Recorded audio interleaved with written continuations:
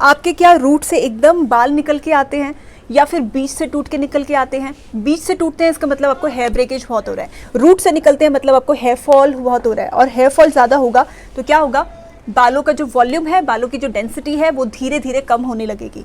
अगर कम होने लगी है तो भी आप इसको लगा के देखना, अगर हो चुकी है तब भी आप इसको लगा के देखना, जिससे कि आपके बालों की डेंसिटी भी इंप्रूव होगी और आपकी न्यू हेयर ग्रोथ जिसको आप कहते हैं वो भी आएगी।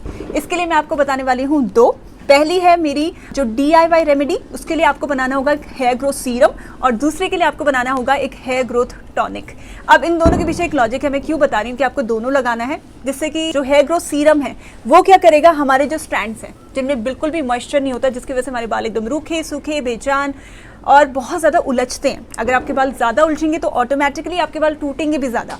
तो इसलिए यहाँ पे आप ये वाला हेयर ग्रोथ सीरम लगाओगे, जिससे कि यहाँ पे मॉइस्चर लॉक होगा, और आप अपने स्कैल्प में हेयर ग्रोथ टॉनिक लगाओगे, जिससे कि स्कैल्प के जितने भी इश्यूज आ जाते हैं उसके लिए आप इसको लगाओगे। ठीक है, so now let's get started. Hi guys, welcome to my channel. I hope आप सभी लोग बहुत अच्छे से रह रहे हो। हेयर ग्रोथ सीरम को बनाने के लिए मैंने यहाँ पे लिया है हिबिस्कस की पत्तियाँ, जिसको हम गुड़हल भी बोलते हैं। अगर इसके फूल हैं तो फूल ले लेना, नहीं तो वैसे इसकी पत्तियां बहुत अच्छी होती हैं। 4 से 5 पत्तियां ली, उनको पहले मैंने धो लिया अच्छे से, और उसके बाद मैंने पानी में भी इसको थोड़ी देर के लिए ऐसे ही सोक करके रखा। सोक करने से क्या होता है, इसके अंदर का ना एक थोड़ा सा एक थिकनेस होती है, वो जब निकल जाता है इसका मतलब उसने अपनी गुडनेस पूरी की पूरी पानी में छोड़ दी है। और उसके बाद मैं अपने हाथ की मदद से थोड़ा सा और इसे मस लूँगी। ऐसे में क्या होता है, जितना भी आपको ज़्यादा से ज़्यादा इसका जेल निकालना है वो निकल जाएगा। उसके बाद मैंने यहाँ पे जो मेरी पत्तियां हैं उनको हटा लिया था, स्ट्रेन कर लिया था, और बाकी जो है उसको रखा था। यहाँ पे मैंने ली है 1 चम्मच की एलोवेरा जेल। एलोवेरा जेल अगर आपके पास बाहर वाली है आप वो भी डाल सकते हो, अगर आपको प्लांट वाली लेनी है तो उसके अंदर का अच्छे से आप स्क्रैप आउट कर लेना। आप इसे थोड़ा सा पहले ब्लेंड कर लेना, और ब्लेंड करने के बाद फिर आप इसमें डाल देना, अगर आप प्लांट वाली लेते हो तो। वैसे अगर आप बाहर से लेके आओगे तो बहुत मतलब ईजी हो जाएगा, आप 1 चम्मच लो, उसमें डाल दो और मिक्स कर लो। ठीक है, उसके बाद मैंने यहाँ पे लिया है आधी चम्मच का कैस्टर ऑयल। अगर आपके पास कैस्टर ऑयल है बहुत ही बढ़िया, अगर आपके पास कैस्टर ऑयल नहीं है या उसकी थिकनेस की वजह से आप उसको नहीं लगाना चाहते तो यहाँ पे आप ले सकते हो जोजोबा ऑयल। जोजोबा ऑयल बहुत अच्छा है, बालों में मॉइस्चर को लॉक करने के लिए तो बहुत बहुत बहुत अच्छा है। मिक्स करने के बाद मैंने यहाँ पे डाली है एक vitamin E. Vitamin E oil क्या करता है, बालों को इलास्टिसिटी देता है, और इनको सबको मिक्स कर लिया था। फिर मैंने एक कॉटन लिया और पहले अपने स्कैल्प पे लगाया।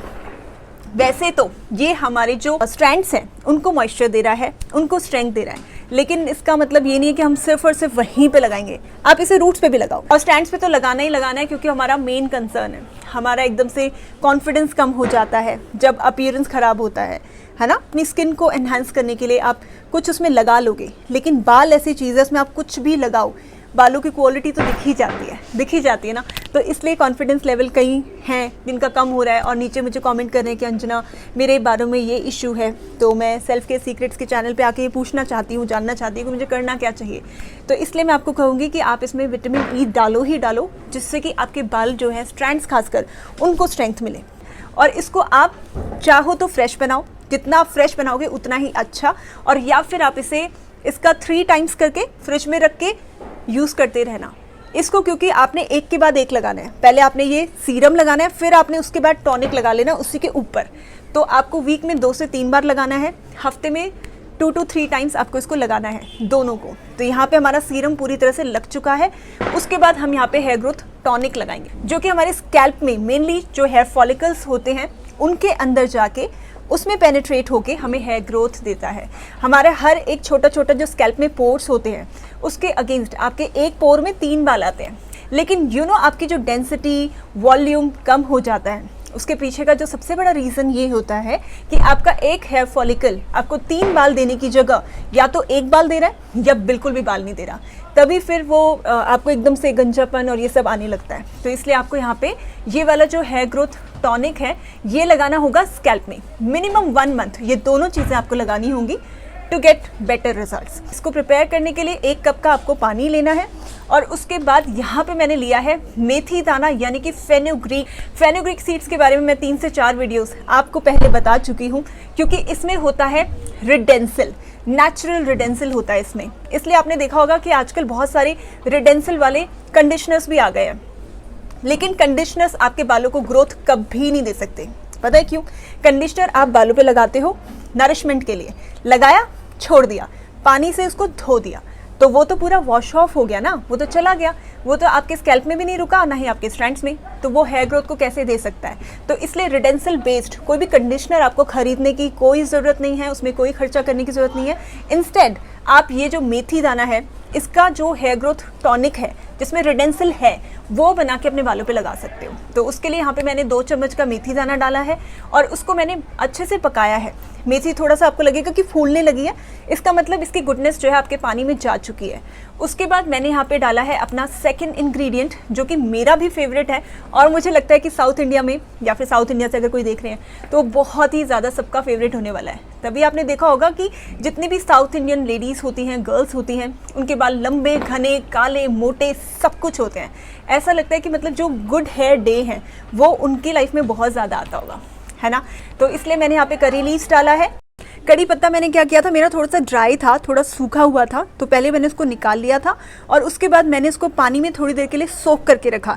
तो अगर आपको लगता है कि आपको सूखी हुई फॉर्म में नहीं है तो आपको सोक करने की ज़रूरत नहीं, आप फटाफट से उसे धो के वॉश करके और उसके बाद उसे इमीडिएटली आप अपने पानी में डाल सकते हो। लेकिन मेरा जो था वो ड्राई था, तो इसलिए मैंने इसको थोड़ी देर सोक किया जिससे कि थोड़ा बहुत मॉइस्चर वो भी एब्जॉर्ब करें और उसके बाद अपने पानी में डाला था। और इसको भी आपको पकाना होगा, तब तक आपको पकाना होगा जब तक आपको लगेगा कि इसमें एक बॉईल आ गया, जैसे उबाला सा आ जाता है वैसा।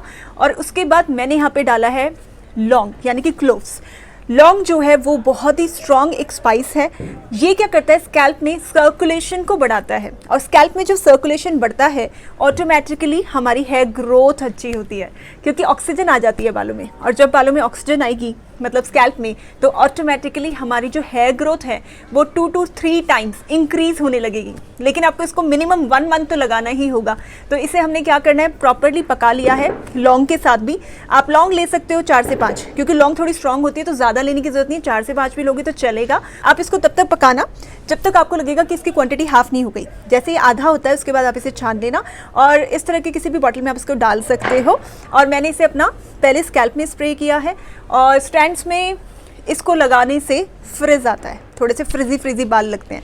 तो इसलिए मैंने आपको पहले क्या कहा था, हेयर ग्रोथ सीरम लगाओ, क्योंकि वो क्या कर रहा है, सॉफ्टनेस दे रहा है। और उसके बाद ऊपर से इसको लगाओ और इसको आपने रखना है ऐसे ही 1 घंटे तक, मिनिमम 1 घंटे तक। आप इसे लगा के नहीं छोड़ सकते, क्योंकि आप कैसे जाओगे ना, मतलब बाहर कैसे जाओगे, तो आप इसे लगा के नहीं छोड़ सकते, आपको इसे शैम्पू से ही धोना होगा। बिना शैम्पू के आप ऐसे ही नहीं रह सकते। चाहो तो आप इसे ओवरनाइट भी लगा के रख सकते हो, लेकिन आपको ऐसा नहीं करना कि आप इसको लगा के बाहर चले गए। आपको रिंस पानी से करने से कोई फ़ायदा नहीं होगा, आपको इसे शैम्पू से ही धोना होगा, तभी ये पूरी तरह से हटेगा।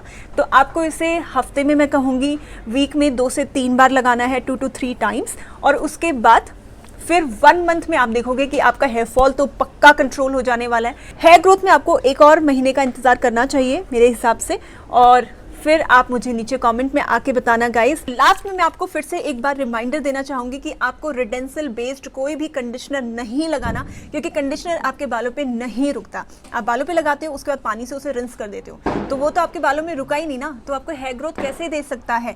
कोई भी कंडीशनर आपको हेयर ग्रोथ नहीं दे पाएगा। बालों के नरिशमेंट के लिए अगर आप ओकेजनली लगाना चाहते हो, दैट विल डू, बट अगर आप उसे लगा के रखोगे और ये एक्सपेक्ट करोगे कि आपको हेयर ग्रोथ दे देगा, तो कोई कंडीशनर ऐसा नहीं देगा, चाहे उसमें रिडेंसल भी हो। पहले सीरम लगाना है, उसके ऊपर हेयर ग्रोथ टॉनिक लगाना है। आप इसे 1 आवर यानी कि 1 घंटे से लेके ओवरनाइट तक भी छोड़ सकते हो, लेकिन बिना शैम्पू के आप बाहर नहीं जा सकते। जैसा आपको अलाउ करता है अपना स्केड्यूल, उस हिसाब से आप कर सकते हैं। ठीक है, आई होप ये वीडियो आपको अच्छा लगा है। अगर ये वीडियो अच्छा लगा है तो 1 मंथ के बाद आके फिर से कमेंट सेक्शन में आप लिख सकते हो, या फिर पहले भी अगर आपको हेयर फॉल में इंप्रूवमेंट दिख गया तो आप बता सकते हो, क्योंकि मुझे पता है कि जो हमारा कड़ी पत्ता होता है वो तो बहुत जल्दी जो हेयर लॉस होता है, हेयर फॉल होता है, इसको कंट्रोल करता है। तो इसलिए आपको जब भी लगता है कि आपका हेयर लॉस कम हो रहा है, हेयर फॉल कम हो रहा है, तो आप नीचे कमेंट सेक्शन में मुझे आके बता सकते हो। मेरी मोटिवेशन के लिए अगर आप मुझे ऐसे वाला हार्ट दे दोगे तो बहुत ही अच्छा लगेगा। मैं फटाफट और भी वीडियोस आपके लिए क्रिएट करती रहूँगी। ठीक है, तो आज की वीडियो के लिए इतना ही गाइस। अब मैं मिलूंगी आपसे अपनी अगली वीडियो में, तब तक के लिए बाय।